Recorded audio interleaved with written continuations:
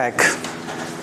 आज हम बात करेंगे, एक टॉपिक है, देखें और समझें, the determination of Newton's third law by using principle of conservation of momentum.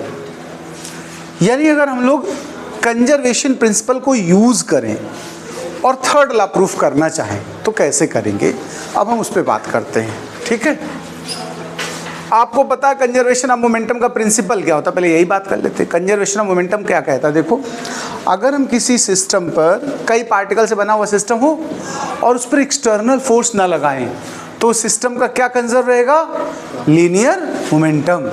ठीक है, तो ये तो यहाँ पर बात हो गई। मैं ऐसे कहता हूँ, ध्यान से सुनना, हमने कहा हम प्रूफ करने जा रहे हैं। आप एग्जाम में चाहें तो ये हिस्सा ना भी लिखें, चलेगा।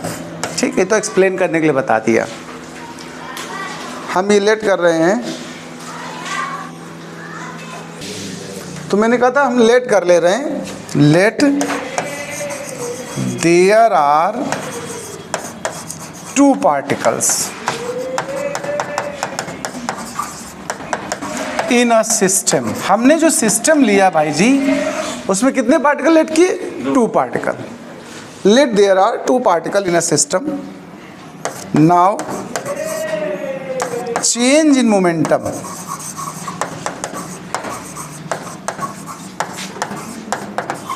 अगर हम चेंज इन मोमेंटम की बात करें डेल्टा पी, तो एक पार्टिकल के लिए डेल्टा P1 कहोगे, दूसरे के लिए डेल्टा P2 कहोगे। सपोज करो दोनों का मोमेंटम चेंज हुआ तो नेट कितना हो गया, डेल्टा P। लेकिन अगर एक्सटर्नल फोर्स ना काम कर रहा होता, अगर हम कहते if there is no external force, if there is no external force, हमने पीछे कंजर्वेशन में ये प्रूफ किया है, law of conservation of linear momentum में ये प्रूफ किया है कि अगर एक्सटर्नल फोर्स नहीं होगा तो P क्या हो जाता है, बताओ, कांस्टेंट हो जाता है। अगर P कांस्टेंट है तो डेल्टा P क्या होगा, जीरो, डिफरेंशिएशन यानी। तो इस हिसाब से अब ये वाली लाइन जो ऊपर हमने लटकी, इसको हमें क्या लिखना चाहिए, delta P1 plus delta P2 is equal to zero. बताओ, इसमें कोई डाउट है इतना समझने में? इसी डेल्टा P1 डेल्टा P2 को थोड़ा सा और हम एक स्टाइल से लिख रहे हैं, जरा ध्यान से सुनना। ऐसे नहीं लिखा जा सकता क्या, delta P1 is equal to minus delta P2, बोलो भाई जी। या फिर हम इसी को और कैसे लिख सकते हैं, या ऊपर जगह बना लेते हैं हम, और हम इसको कैसे लिख सकते हैं, हम उसकी बात करते हैं। देखो, ध्यान से सुनते जाना बात को। हमने ये बात तो पहले ऐसे लिख ली कि जो डेल्टा P1 है ये माइनस ऑफ डेल्टा P2 है। टाइम से काम करें, इसको डिवाइड कर दें बोथ साइड, किससे, डेल्टा T से। तो dividing by delta T on both side,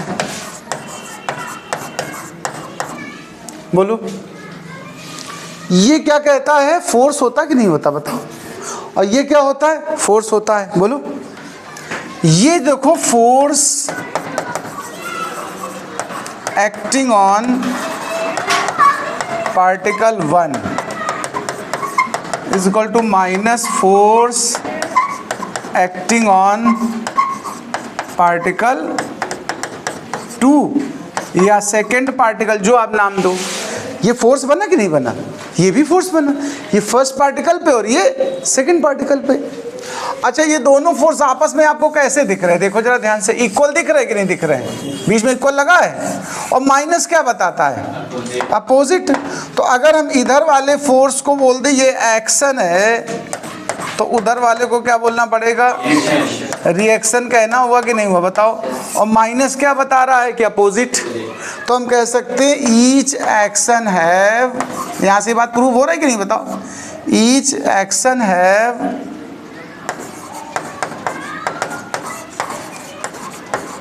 equal, तो इक्वल लगा है, और माइनस लगा तो अपोजिट